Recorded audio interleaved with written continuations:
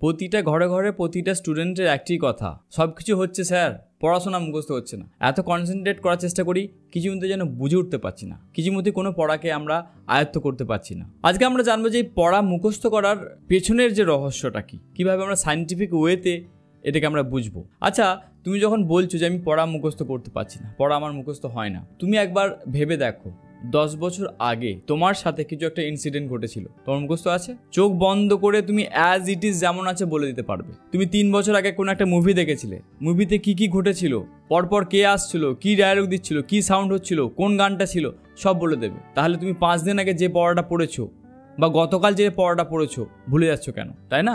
তাহলে নিশ্চয়ই আমাদের ব্রেনটাকে ঠিকমতো আমরা ইউটিলাইজ করতে পারছি না। পড়া মুখস্থ করার জন্য অনেক ভালো ভালো টেকনিক আছে, অনেক ভালো সায়েন্টিফিক ওয়ে আছে। আজকে একটি মাত্র সায়েন্টিফিক ওয়ে তোমার সাথে শেয়ার করব, একটি মাত্র। যদি দেখি যে এই ভিডিওর খুব ভালো রেসপন্স পাচ্ছি, তাহলে আমি নেক্সট আরও বেটার কয়েকটা টেকনিক বলবো, যে টেকনিকগুলো যে কোনো স্টুডেন্ট কম্পিটিটিভ এক্সাম হোক কিংবা বোর্ড এক্সামের জন্য কিংবা স্কুলের এক্সামের জন্য, যে যেমন স্টুডেন্টই হোক না কেন, সে যদি প্রিপারেশন নাই, তার জন্য এটা ফলপ্রসূ হবে। আজকে তাহলে চলো একটা টেকনিক শেয়ার করছি। টেকনিকটা শেয়ার করার আগে আমি একটা সায়েন্টিস্টের নাম বলি। উনি হচ্ছেন পদার্থবিদ্যার অর্থাৎ ফিজিক্সের নোবেল জয়ী একজন সায়েন্টিস্ট ছিলেন, এবং উনি যখন কোনো কিছু টিচ করতেন, কোনো কিছু যখন বোঝাতেন, মানুষের কাছে সহজ লাগতো।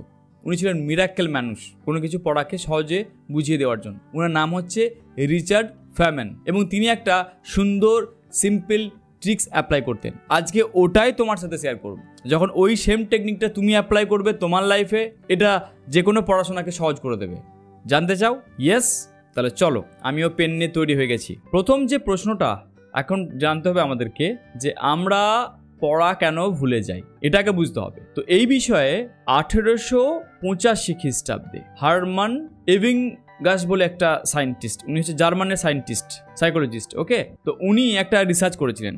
উনি কি বললেন, যে মানুষ যখন কোনো কিছু ইনফরমেশন করেন, মানে ধরো তুমি একটা বই পড়ছো, ঠিক আছে, এই বইটা তুমি যখন পড়ছো, এই ইনফরমেশনটা পড়ার পর বা একটা টপিক পড়ার পর 20 মিনিটের মধ্যে তুমি অলমোস্ট 42%, ওকে, 42% ভুলে যাবে।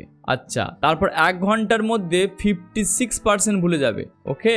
আর একদিন পর তাহলে তুমি ভুলে যাবে অলমোস্ট কত, 70%। তাহলে মজার বিষয়টা বোঝো ভালো করে। তাহলে আজকে যখন আমি কোনো একটা চ্যাপ্টার পড়লাম বা কোনো একটা টপিক পড়লাম, তাহলে এই সাইকোলজিস্ট কি বলছেন, যে আজকে যে পড়লাম তার একদিনের মধ্যে 1 ডেজের মধ্যে আমরা অলমোস্ট 70% ভুলে যাব। এটা কিন্তু প্রমাণিত, ঠিক আছে। তাহলে এটা আমাদের কাছে আছে ডেটাটা। তার কারণটা কি? এখন প্রশ্ন যে এর কারণটা কি, তাহলে আমরা যখন কোনো তথ্যকে নিই, যখন কোনো ইনফরমেশনকে নিচ্ছি, ওকে, তাহলে ইনফরমেশনকে যখন নিচ্ছি, ইনফরমেশনটাকে শুধু আমরা মুখস্থ করার জন্য নিচ্ছি। আর আমাদের ব্রেনটা, এই ব্রেনটা কিন্তু, এই ব্রেনের মধ্যে যে আমাদের ব্রেনটা আছে না বাবু, তোমার আমার, এটা কিন্তু শুধু মুখস্থ করার জন্য হয়নি। এই ইনফরমেশন তখনই আমাদের ব্রেনে রিটেন তখনই হয়, ভালো করে বোঝো, এইটাকে তখনই আমরা রিটেন করতে পারবো যখন এই তথ্যটাকে আমরা সঠিকভাবে বুঝে অ্যাপ্লাই করে নেব একবার, ঠিক আছে। ইনফরমেশনটাকে যখন বুঝে চটজলদি যখন ইমপ্লিমেন্ট করে ফেলবো, অ্যাপ্লাই করে ফেলবো, তখনই এই ইনফরমেশনটা, মানে এই যে পড়লাম, তাহলে একটা চ্যাপ্টার পড়লাম, এই চ্যাপ্টারটার পড়ার পর যখন আমি সেটাকে সদ্য প্র্যাকটিক্যালি অ্যাপ্লাই করে ফেলবো, কিছু একটা করে ফেলবো, এটাকে আরও বিস্তারিতভাবে বলা যায়, আজকে ওটা বলছি না, কারণ এটাকে আরও ব্রডলিভাবে তোমাদেরকে শেখানো যায়। আজকে যেটা বলছি ভালো করে বলছো। তাহলে এই যে চ্যাপ্টারটা পড়লাম, সেই চ্যাপ্টারটাকে যখন তুমি লং টাইম রিটেনশন করার জন্য, লং টাইম তুমি ব্রেনে ধরে রাখার জন্য, তোমাকে সেটাকে তথ্যটাকে সঠিকভাবে ইমপ্লিমেন্ট করে দিতে হবে একদিনের মধ্যেই। তাহলে তুমি যদি এটা করতে পারো একটা এই টেকনিকের মাধ্যমে, তাহলে আজকে একবার পড়ার পর, মানে যখন তুমি টপিকটা আজকে পড়লে 1 ডেজের মধ্যে তুমি 2 বার যদি পড়ে নাও, 2 টাইমস, ওকে, তাহলে তোমার 1 ডেজের মধ্যে, মানে আজকে রাতে পড়লাম, কালকে সকালে উঠে একবার দেখে নিলাম, একবার ফ্ল্যাশ কার্ডের মাধ্যমে জাস্ট পাতাটা উল্টে নিলাম, আবার কালকে সন্ধ্যাতে আরেকবার দেখে নিলাম, তাহলে এই যে 70% ভুলে যাওয়ার চান্সেসটা কমে যাবে। তাহলে এই সায়েন্সটাকে আমরা কাজে লাগাতে পারি, রাইট। এরপরে আসছি ফেমানের টেকনিক, যার জন্য তোমাদেরকে শুরু করেছিলাম। তাহলে এই ফেমান টেকনিকটা ওই জিনিসটাকে বলছে, কি বলছে, তাহলে কোনো একটা টপিক বা তোমার যেটা তোমার যে টপিক আছে, সো এই টপিকটা তুমি পড়লে, পড়ার পর ওই টপিকটাকে একদম প্রথমে কি করো, প্রথম স্টেপ ওটাকে নিজের মতো করে একটা লিখে ফেলো, তৈরি করে নাও, ঠিক আছে, প্রিপেয়ার করে নাও ওটাকে, যে আমি কি বুঝলাম, যা মনে আসছে একদম সহজ করে। এবং দেখো যেটা তুমি লিখেছো বা নিজেকে বলছো, বা হতে পারে তুমি বলতে পারো যে আমি এটা লিখবো না, আমি মনে মনে একটা কল্পনা করে নেবো যে এই টপিকটা থেকে আমি কি জানলাম বা কি বুঝলাম। নেক্সট স্টেপ, একটা প্ল্যান করো যা তোমার সামনে একটা 10 বছরের ছেলে আছে, অনলি 10 ইয়ার্সের ছেলে, এবার তাকে তুমি বোঝাচ্ছ। তাহলে তুমি পড়ছো ক্লাস 9 থেকে, আমি ধরে নিলাম যে তুমি পিএইচডি অবধি ধরো প্রিপারেশন নিচ্ছ, আমি ধরে নিচ্ছি যে কোনো স্টুডেন্ট। সো এইটাকে কল্পনা করতে হবে যে আমি এটাকে 10 বছরের বাচ্চাকে আমি বোঝাবো। সেটাকে বোঝানোর জন্য আমাকে কত সহজ করে নিতে হবে এবং সেটাকে আমাকে কী করতে হবে। তাহলে আমি যখন ভাবলাম, এবার বলতে লাগলাম, ওকে বলতে লাগলাম, তো বলতে গিয়ে দেখতে পেলাম যে গ্যাপ আসছে, গ্যাপ আসবেই। গ্যাপ বলতে কোথাও মনে হচ্ছে আচ্ছা আমি তো ওই পোর্শনটা ভুলে গেছি। মানে একটা চ্যাপ্টারে ধরো যদি ধরি যে চ্যাপ্টারটা হচ্ছে এটা 100%, তোমার হয়তো একটুখানি গিয়ে এতটুকু বাকিটা মনে নাই, আবার এইখানটা মনে আসছে, আবার এতটুকু মনে আসছে, আর এই পোর্শনটা মনে নাই। তাহলে এরকমভাবে গ্যাপ রয়ে গেছে, তাই না, একটা করে গ্যাপ রয়ে গেছে এই গোটা ইনফরমেশনটার মধ্যে। তাহলে এই গ্যাপটাকে আমাকে ফিল করতে হবে। তাহলে গ্যাপটাকে ফিল করার জন্য পুনরায় আবার দেখে নেওয়া যে কোথায় আমাকে ভুল হয়েছিল।